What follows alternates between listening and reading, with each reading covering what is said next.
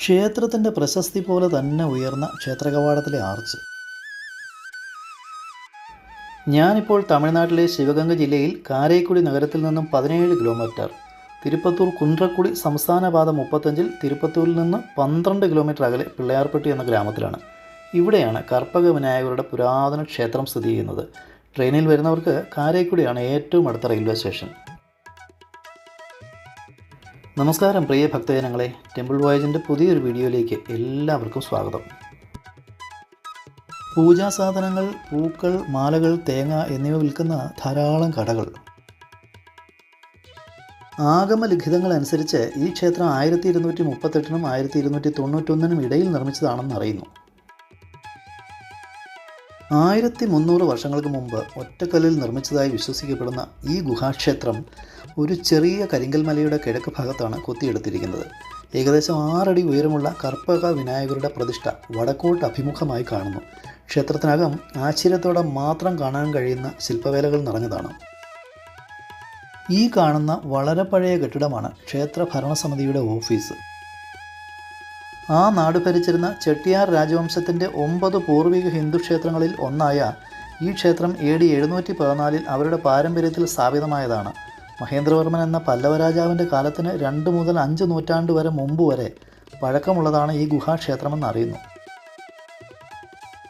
AD 4-ാം നൂറ്റാണ്ടിൽ കൊത്തിയെടുത്ത വിനായകൻ്റെ ശില്പവും ശിവലിംഗത്തിൻ്റെ ശില്പവും എക്കാട്ടൂർ കോൺ പെരുപരനൻ എന്ന ശില്പിയാണ് കൊത്തിയെടുത്തതെന്ന് ആഗമലിഖിതത്തിൽ വിവരിച്ചിരിക്കുന്നു.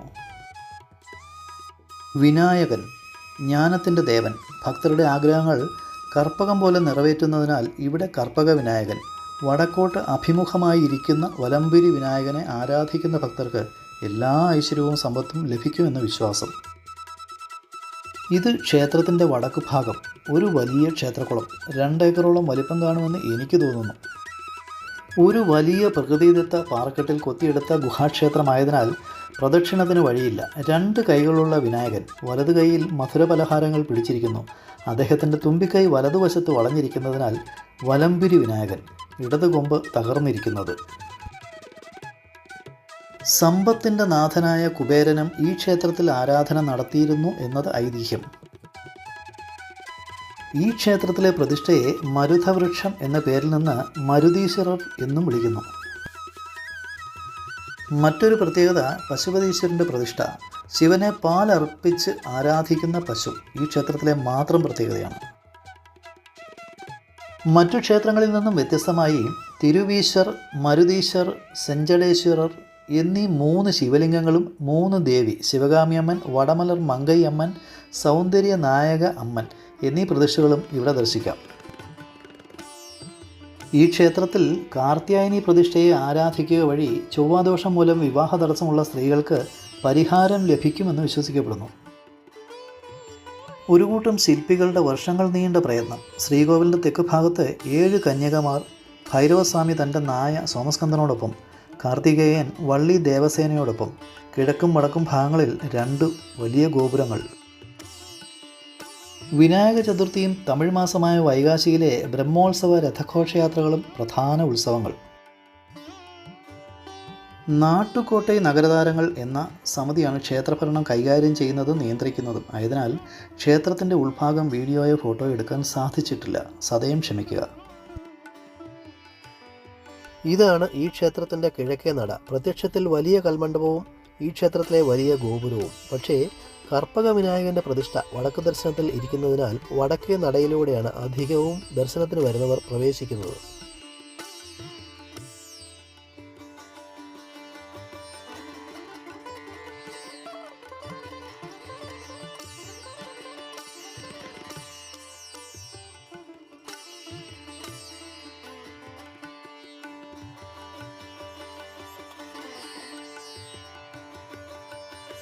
ആയിരത്തി 800 വർഷം പഴക്കമുള്ള ഒരു മരുതമരത്തിൻ്റെ ചുവട് ഭാഗം മാത്രം ക്ഷേത്രത്തിനുള്ളിൽ പ്രത്യേകം സംരക്ഷിച്ചു വരുന്നു. ഇവിടെ വരുന്ന വിശ്വാസികൾ ആഗ്രഹ സാധ്യത്തിനായി തങ്ങളുടെ ആഗ്രഹങ്ങൾ ഒരു പേപ്പറിൽ എഴുതി ഈ മരച്ചുവട്ടിൽ വയ്ക്കുന്നു. ആഗ്രഹം സാധിക്കും എന്നാണ് വിശ്വാസം.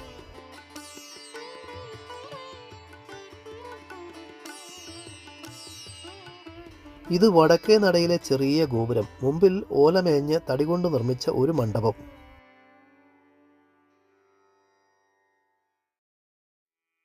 കർപ്പക വിനായകനെ തൊഴുതു മടങ്ങുന്ന എല്ലാവരും ഇവിടെ അല്പനേരം ഇരിക്കുന്നു. തൊട്ടു മുമ്പിൽ കാണുന്നത് വഴിപാടായിട്ടുള്ള തേങ്ങ ഉടയ്ക്കുന്ന സ്ഥലം.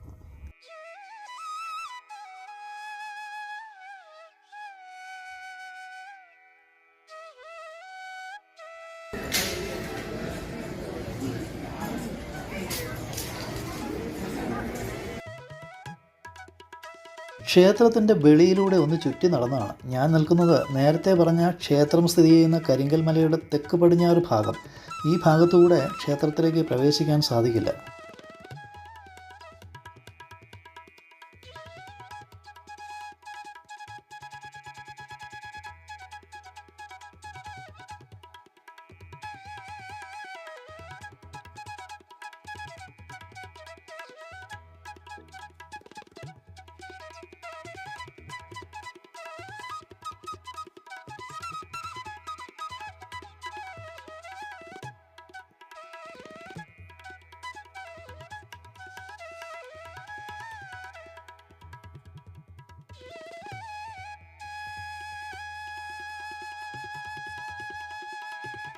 ഇത് ക്ഷേത്രത്തിൻ്റെ വടക്ക് കിഴക്ക് ഭാഗം.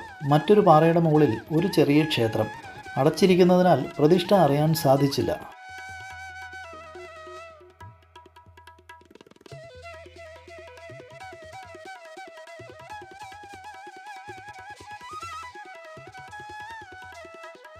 ആദ്യമായി കണ്ട കർപ്പക വിനായകനോട് ആഗ്രഹങ്ങൾ എല്ലാം ഞാൻ പറഞ്ഞു, പ്രാർത്ഥിച്ചു. ഇനി മടങ്ങാം.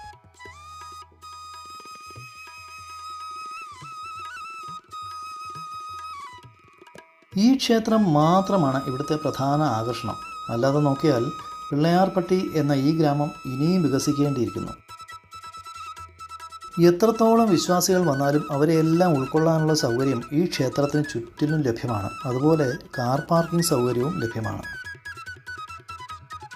തമിഴ്നാട്ടിലെ അതിബൃഹത്തായ മറ്റു ക്ഷേത്രങ്ങളെ താരതമ്യം ചെയ്യുമ്പോൾ ഇതൊരു ചെറിയ ക്ഷേത്രം. ലളിതം, ശാന്തം, സുന്ദരം. വീഡിയോ എല്ലാവർക്കും ഇഷ്ടമായോ? മറക്കാതെ ലൈക്ക് ചെയ്യുക. ആദ്യമായി കാണുന്നവർ സബ്സ്ക്രൈബ് ചെയ്യുക. നിങ്ങളുടെ പ്രിയ സുഹൃത്തുക്കൾക്ക് ഷെയറും ചെയ്യുക. നന്ദി. മറ്റൊരു ക്ഷേത്ര വീഡിയോയിൽ കാണുന്നത് വരെ എല്ലാവർക്കും ഗുഡ് ബൈ.